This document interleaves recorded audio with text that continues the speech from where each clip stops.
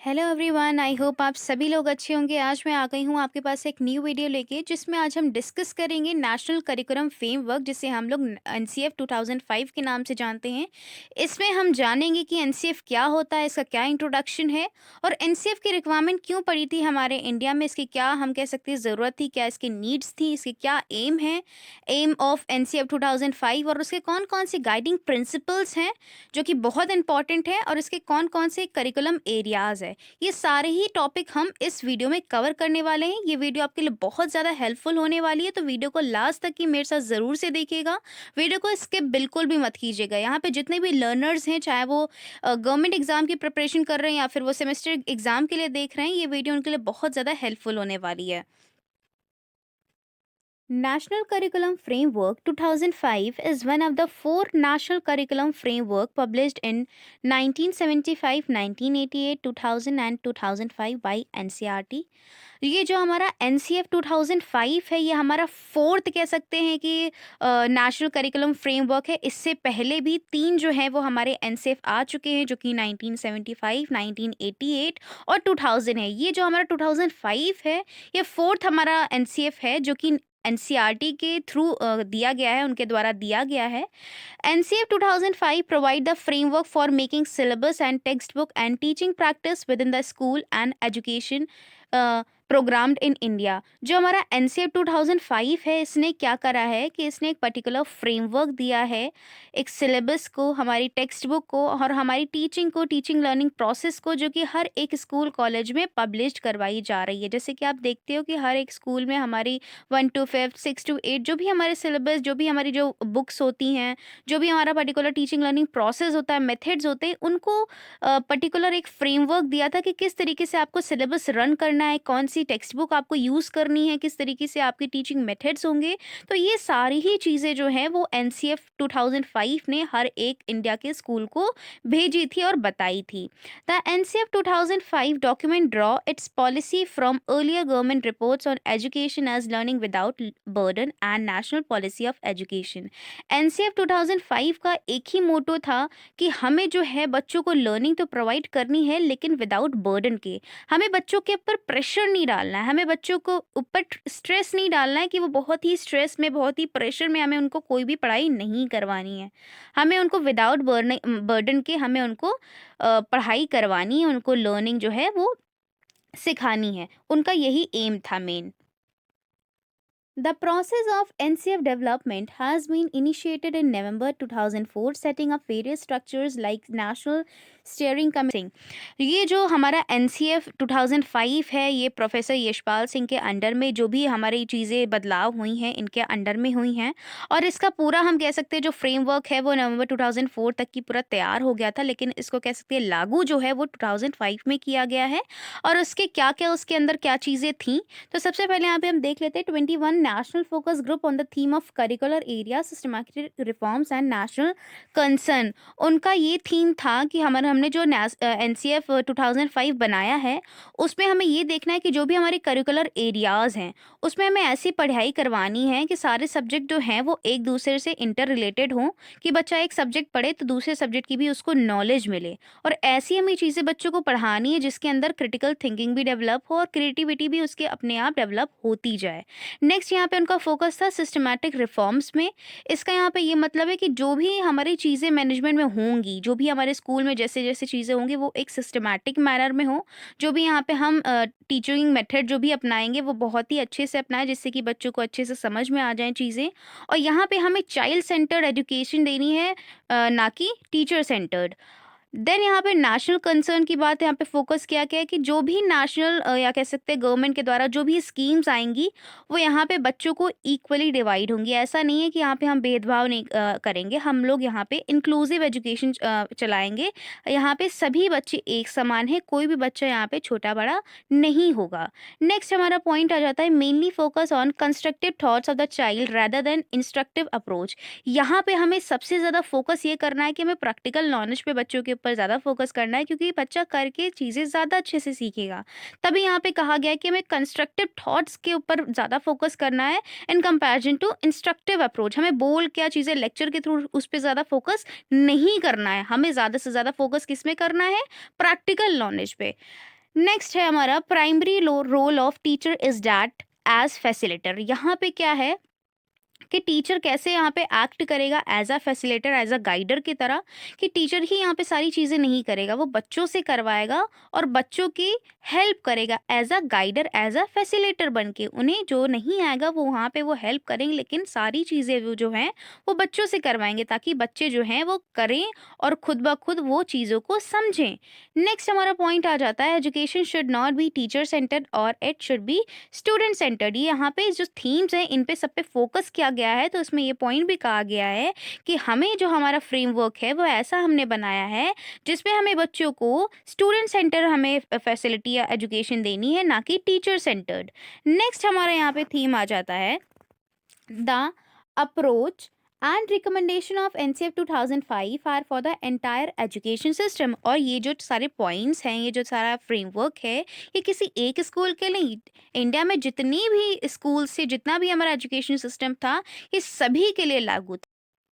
It has been translated into 22 language, has influenced in syllabus in 17 states। और ये जो हमारा NCF 2005 इसका जो फ्रेमवर्क था वो 22 लैंग्वेज में जो है वो इन्फ्लुएंस किया गया था हर एक पर्टिकुलर स्टेट में, कि आपके स्टेट में जो भी लैंग्वेज हो, तमिल, तेलुगु, मलयालम, मतलब जो भी आपकी लैंग्वेज हो, हिंदी, इंग्लिश, आप अपने स्टेट में उसी अकॉर्डिंग में हमने फ्रेमवर्क इसमें दिया है, जिससे कि आपको भी दिक्कत ना हो और आपके इंस्टीट्यूशन को भी दिक्कत ना हो और आप इसको रेगुलेट कर लें।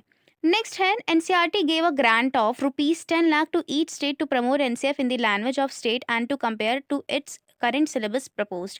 यहाँ पे एनसीईआरटी ने क्या कहा था कि हम 10 लाख रुपए जो हैं हर एक स्टेट को देंगे, ये एनसीएफ फ्रेमवर्क को अपनाने के लिए, कि आप ये एनसीएफ फ्रेमवर्क जो है अपने पर्टिकुलर स्कूल में, एजुकेशन इंस्टीट्यूशन में आप इसको लागू करवाएं, और हम इसके बदले आपको 10 लाख रुपए दे रहे हैं, 10 लाख रुपए दे रहे हैं। और आप अपने करंट सिलेबस से इसको कंपेयर भी कर सकते हैं कि क्यों ये अच्छा है पुराने वाले आपके एनसीएफ से, इसमें आप देख सकते हैं। नेक्स्ट है हमारा, this exercise is being carried out with the involvement of SCERT and diet. यहाँ पे एनसीईआरटी के द्वारा एनसीएफ को लाया गया था, उसी ने सारी फ्रेमवर्क वगैरह सब कुछ तैयार किया था, लेकिन इसमें जो है वो डाइट और एससीईआरटी ने भी हेल्प की थी, इनका भी यहाँ पे इन्वॉल्वमेंट रहा है। अब अगर हम बात करें वाई एनसीएफ 2005 रिक्वायर्ड, क्यों ज़रूरत पड़ी थी एनसीएफ 2005 की, ऑलरेडी 3 एनसीएफ आ चुके थे, तो इसकी क्या ज़रूरत थी। तो सबसे पहला हमारा नीड क्या थी, long walk to school, heavy school bags, lack of basic infrastructure including support books for reading and writing. यहाँ पे क्या है कि बच्चों को, आपने सबसे पहले इंट्रोडक्शन में ही पहली लाइन आपने पढ़ ली होगी कि उनका मेन मोटिव ही यही था कि हमें लर्निंग विदाउट वर्डन बच्चों से करवानी है। तो एनसीएफ जो पहले के थे उनमें क्या थी, बहुत ज़्यादा सिलेबस था, मतलब एक एक दिन में आप कोई भी पर्टिकुलर टाइम टेबल फिक्स नहीं था, आप बच्चा एक ही दिन में maths, science, English literature, English language, सब चीज़ें वो बैग में भर के ले जा रहा हो। कभी कभी कभी कि ये भी होता है कि बच्चे का जो स्कूल है वो घर से बहुत ज़्यादा दूर होता है, आप देखते हो कि गाँव वगैरह में यही सब सारी कंडीशन होती है। तो उसी जैसे बच्चा घर से निकलता है और स्कूल तक जाता है, उसमें ही बच्चा इतना थक जाता है, उसकी एनर्जी इतनी वेस्ट हो जाती है, जब तक वो स्कूल में अपना पहुंचता है तब तक उसका मन जो है आधा थक चुका होता है, उसका माइंड भी जो है वो थक चुका होता है। तो हमारा जो एनसीएफ 2005 था उसका यही मोटिव था कि हमें ज़्यादा से ज़्यादा बच्चों की लर्निंग पे फोकस करना है, रादर देन टू बुक्स पे। ज़्यादा हमें भारी बुक्स बच्चों को नहीं वो देनी है, हमें एक ही बुक देनी है जिसमें सारा बच्चे का कंटेंट जो है वो कवर हो सके और बच्चे को भी दिक्कत ना हो। और आप देखते हो कि कई सारे स्कूल्स में स्टेबल चेयर की जो फैसिलिटी होती है, जो बच्चों का जो क्लासरूम होता है वो इतना ज़्यादा बड़ा नहीं होता है, जिससे कि क्या होता है, बच्चे अपने हाथ पैर अच्छे से बैठ नहीं पाते हैं, अपनी जो बैक है उनकी बैठे बैठे दर्द होने लगती है, उनकी जो चेयर होती है वो इतनी ज़्यादा अच्छी नहीं होती है, अच्छी क्वालिटी की नहीं होती हैं, वो अपने पैर फैला नहीं पाते, टेबल छोटी होती है, जिससे क्या होता है उनके नी में भी क्रैम्प हो जाते हैं, उनकी जो बॉडी होती है वो पेन हो जाती है, वो बैठे-बैठे बहुत थक जाते हैं, जिससे कि उनका पढ़ाई में मन नहीं लगता है। तो ये सारी जो चीज़ें एनसीएफ ने देखी कि बहुत सारे बच्चों को दिक्कतें ऐसी फेस करनी पड़ रही है, तो उनका यही मोटो था कि हमें इन सब चीज़ों में क्या करना है, सुधार करना है, जिससे कि बच्चा जो है बिना किसी थकान के, बिना किसी परेशानी के वो अपनी स्टडीज़ को कंप्लीट कर सके। नेक्स्ट है हमारा body design that gives children inadequate back support and cramps their leg and knee. जो भी है मैंने अभी आपको ये पॉइंट बताया कि बच्चे बैठे-बैठे उनके पैरों में दर्द हो जाता है, ऐसी यहाँ पे सीट्स वगैरह होती है, तो यहाँ पे यही उनका मोटो था कि हमें अपने क्लासरूम की जो एनवायरनमेंट है उसको बहुत ज़्यादा अच्छा करना है, वेंटिलेशन वाला एनवायरनमेंट रखना है, और टेबल चेयर की जो फैसिलिटी है वो बहुत ज़्यादा बच्चों को अच्छी से अच्छी क्वालिटी प्रोवाइड करनी है, जिससे कि बच्चा आराम से बैठ के आराम से अपनी स्टडीज़ को कंटिन्यू कर सके। Time table that do not give young children enough breaks to stretch, move and play. और क्या होता है कि जो पहले के जो टाइम टेबल थे अकॉर्डिंग टू प्रीवियस एनसीएफ वो लगातार थे, जैसे आपके हिंदी, इंग्लिश, मैथ ये सब क्या है, लगातार आ रहे हैं। तो यहाँ पे एनसीएफ का ये मोटो था कि जैसे एक टफ सब्जेक्ट रखना है तो उसके बाद हमें एक इजी सा सब्जेक्ट रखना है, फिर उसके बाद में बच्चे को ब्रेक देना है, फिर उसके बाद में हमारा टफ सब्जेक्ट आएगा, देन उसके बाद ब्रेक होगा, देन लंच। तो इस तरीके से हमें टाइम टेबल को सेट करना है, जिससे कि बच्चा बोर भी ना हो, उसे स्ट्रेस भी ना हो, और अपनी पढ़ाई को अच्छे से वो कंप्लीट कर सके। तो ये सारे पॉइंट जो है वो एनसीएफ 2005 में कवर किए गए थे। ये सारे एरियाज को देखा गया था कि बच्चे को क्या परेशानी हो रही है एक्चुअल में उसकी पढ़ाई में। तो ये सारी चीज़ें जब देखी गई तो इसलिए एनसीएफ 2005 को दोबारा से लाया गया, जिसमें कि ये फ्रेमवर्क जो है वो दिया गया और ये इम्प्लीमेंट करवाने को कहा गया। नेक्स्ट हमारा आ जाता है guiding principle of NCF 2005। Most important points 5 points हैं आपके, ये ही हमारे एनसीएफ की मेन प्रिंसिपल हैं। तो सबसे पहला हमारा पॉइंट आ जाता है to shift learning from rote method. हमारा जो एनसीएफ का मेन मोटो ही था कि हमें लर्निंग विदाउट बर्डन करवानी है, और बच्चे को रट्टाफिकेशन लर्निंग नहीं प्रोवाइड करनी है। बच्चे को कैसी देनी है, प्रैक्टिकल नॉलेज ज़्यादा से ज़्यादा देनी है, क्योंकि जब बच्चा करेगा एक्सपेरिमेंट वगैरह, बच्चों को तभी ज़्यादा से ज़्यादा चीज़ें आसानी से आ पाएँगी, बच्चा करके ज़्यादा से ज़्यादा सीखेगा। ये नहीं कि आपने बच्चे को लेक्चर दे दिया, आपने बच्चे को कहा नहीं ये रट लो, 1 पेज ये रट लो, 1 चैप्टर ये रट लो, ये फ़ॉर्मूला रट लो, ऐसे आप ट्रांसलेशन है इसके ये सब रट लो। तो हमें रट्टाफिकेशन मेथड को प्रमोट नहीं करना है। नेक्स्ट हमारा पॉइंट आ जाता है connecting knowledge to life outside the school. हमें बच्चे को क्या करना है, खाली स्कूल या कह सकते हैं क्लासरूम में बंद कर नॉलेज नहीं देनी है। हमें बच्चे को ऐसी नॉलेज देनी है, ऐसा हमें करिकुलम तैयार करना है जो कि बच्चे को आउटसाइड द स्कूल या आउटसाइड द क्लासरूम भी कनेक्ट कर पाए। हमें इस तरीके से बच्चों को नॉलेज प्रोवाइड करनी, जो भी वो स्कूल में या क्लास में पढ़े वो घर जाके उस चीज़ को या कह सकते हैं सोसाइटी में इम्प्लीमेंट कर सके। फॉर एग्जाम्पल अगर उसने साइंस का कोई भी फॉर्मूला सीखा है, कोई भी एक्सपेरिमेंट उसने करना सीखा है, तो घर जाके वो एक्सपेरिमेंट को ट्राई कर सके, उस फॉर्मूले को, उस प्रिंसिपल को अप्लाई कर सके, तो जिससे कि उसका माइंड और ज़्यादा कह सकते हैं कि क्रिएटिव होगा, और ज़्यादा उसके अंदर क्रिटिकल थिंकिंग इम्प्लीमेंट हो पाएगी। नेक्स्ट हमारा प्रिंसिपल आ जाता है to integrate examination into classroom learning and make it more flexible. यहाँ पे एनसीएफ का क्या प्रिंसिपल था कि जो हमें एग्जामिनेशन सिस्टम को बहुत ज़्यादा रिजिड नहीं करना है, हमें फ्लेक्सिबल करना है। कई सारे इसमें पार्ट्स हमें डिवाइड करने हैं कि यूनिट टेस्ट भी हों इसमें, बच्चे का कह सकते हैं कि कह सकते हैं असाइनमेंट के भी मार्क्स जोड़े जाए, उसके जो भी डांस म्यूजिक में बच्चा पार्टिसिपेट कर रहा है उसके भी उसके ग्रेड लिए जाए, स्पोर्ट्स एक्टिविटी में जो भी वो परफॉर्म कर रहा है उसके उससे भी उसके नंबर थोड़े से इंक्लूड किए जाएं, और बच्चे का जो एग्जामिनेशन सिस्टम है वो क्लासरूम लर्निंग से कनेक्ट किया जाए। ये नहीं कि बच्चा जब एग्जाम आ रहा है तो सिर्फ उसके लिए ही पढ़ रहा है, बाकी फिर पढ़ ही नहीं रहा है। इस तरीके से हमें बच्चे को टॉपिक को पढ़ाना है ताकि वो एग्जाम में तो अच्छा करे ही करे, साथ ही साथ उसकी जो नॉलेज है वो जीवन पर्यंत तक की रहे। ये नहीं कि आज उसने एग्जाम दे दिया, कल उसकी जो नॉलेज थी, जो भी उसने कुछ भी पढ़ाई करी, वो कल या परसों तक की या नेक्स्ट क्लास में मूव किया, वो उसकी नॉलेज रिमूव होगी। हमें प्रीवियस नॉलेज भी बच्चे को ऐसे देनी है ताकि उसको आने वाले टाइम में या आने वाली जो भी वो चीज़ें सीखे उसमें उसको वो हेल्प करे। नेक्स्ट हमारा प्रिंसिपल आ जाता है to enriching the curriculum so that it goes beyond text book.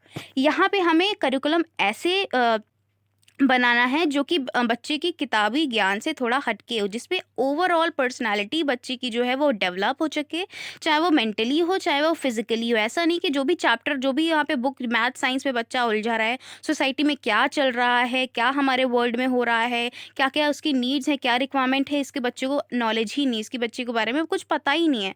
तो यहाँ पे टीचर को रिस्पॉन्सिबिलिटी बताई जाती है, उनको बताया जाता है कि आपको बच्चे को बीच बीच में, क्लासरूम के बीच में आपको एक्टिविटीज़ कोई ना कोई परफॉर्म करनी है, या तो आपको स्टोरीज, या तो आपको न्यूज़ वगैरह बच्चों को देती रहनी है, जिससे कि बच्चा अवेयर रहे।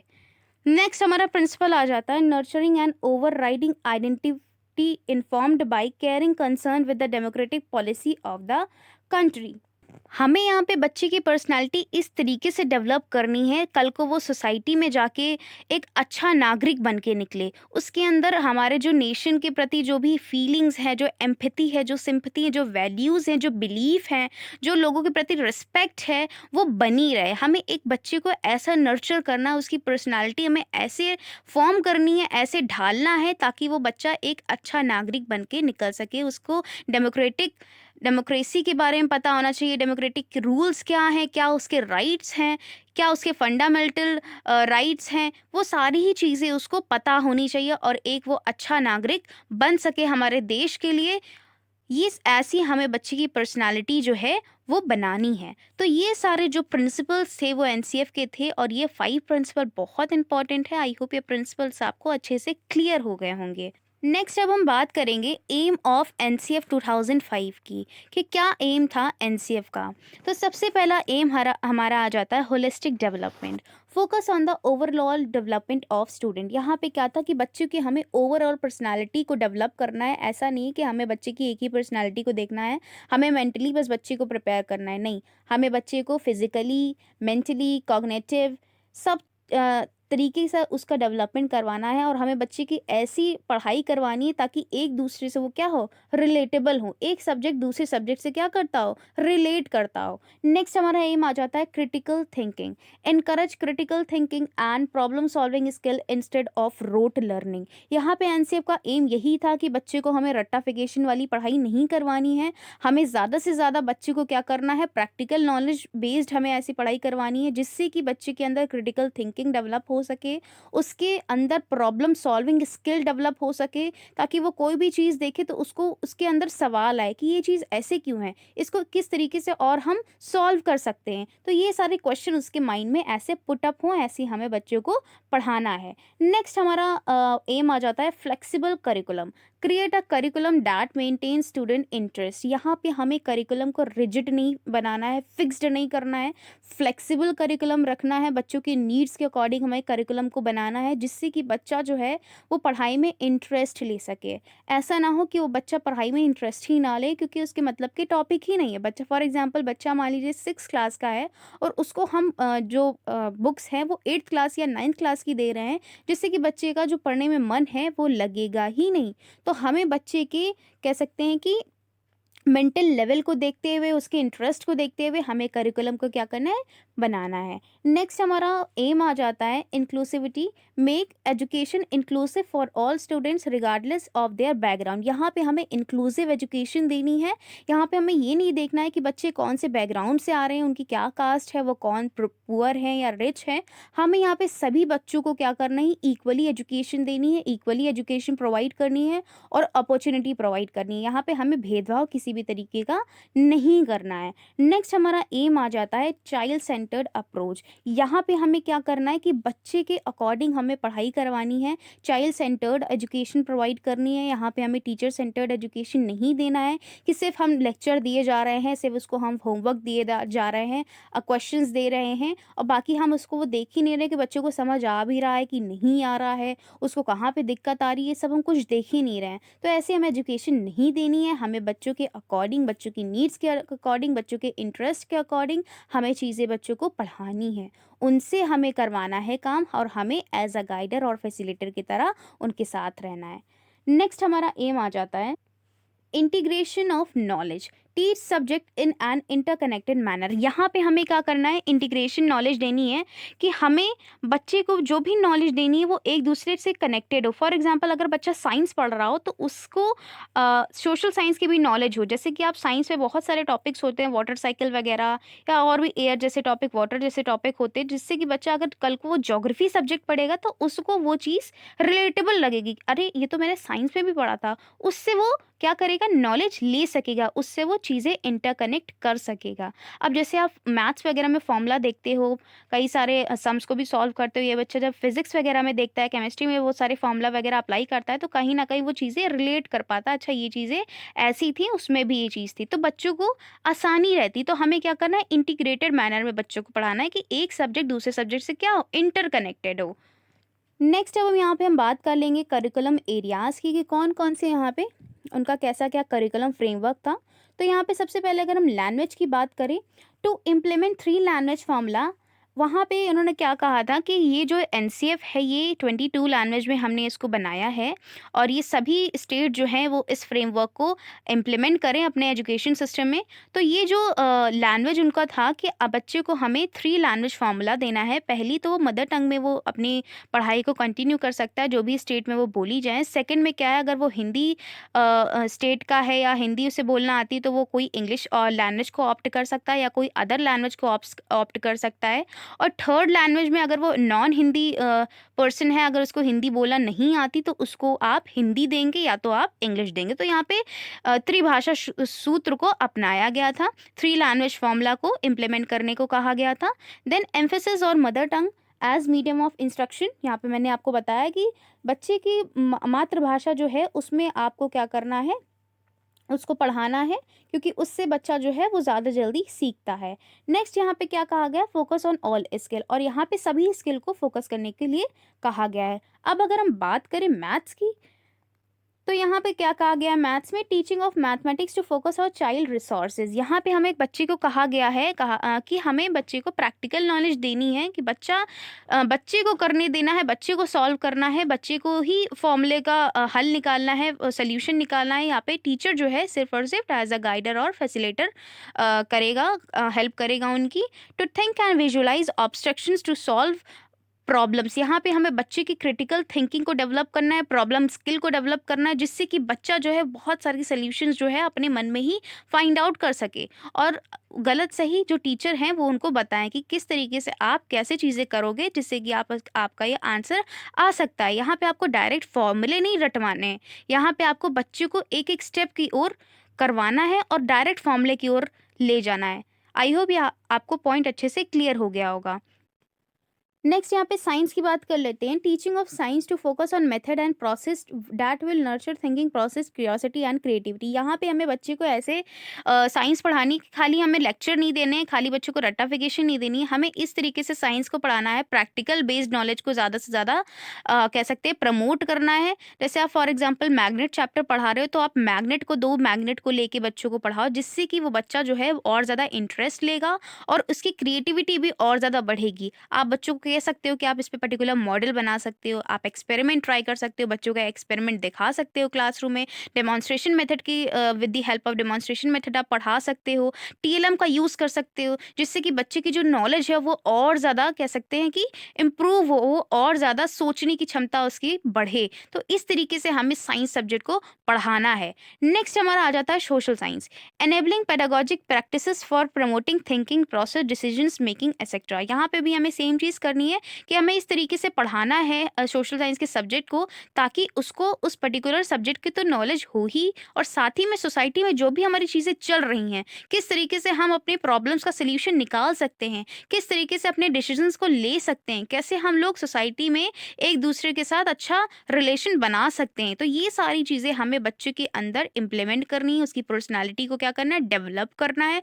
नेक्स्ट हमारा आ जाता है art education, it covers music, dance, visual art and theatre which on interactive approach and awareness. यहाँ पे बच्चों को साथ साथ में मैथ, साइंस, इंग्लिश के साथ साथ में हमें बच्चों को आर्ट एजुकेशन भी देनी है, जिसमें बच्चा म्यूज़िक सीख सकता है, डांस सीख सकता है, अगर बच्चे को किसी को इंटरेस्ट है एक्टिंग में तो उसके लिए थिएटर वगैरह है, और आप बहुत सारी इसमें कह सकते हैं आर्ट एजुकेशन में यहाँ पे प्रोवाइड की जाती है स्किल्स, जिससे कि बच्चे की जो स्किल है वो भी डेवलप हो सके। किसी-किसी के बच्चों को क्या होता है, थोड़ा-सा पढ़ने में कम मन लगता है, उनका इन सब चीज़ों में ज़्यादा मन लगता है।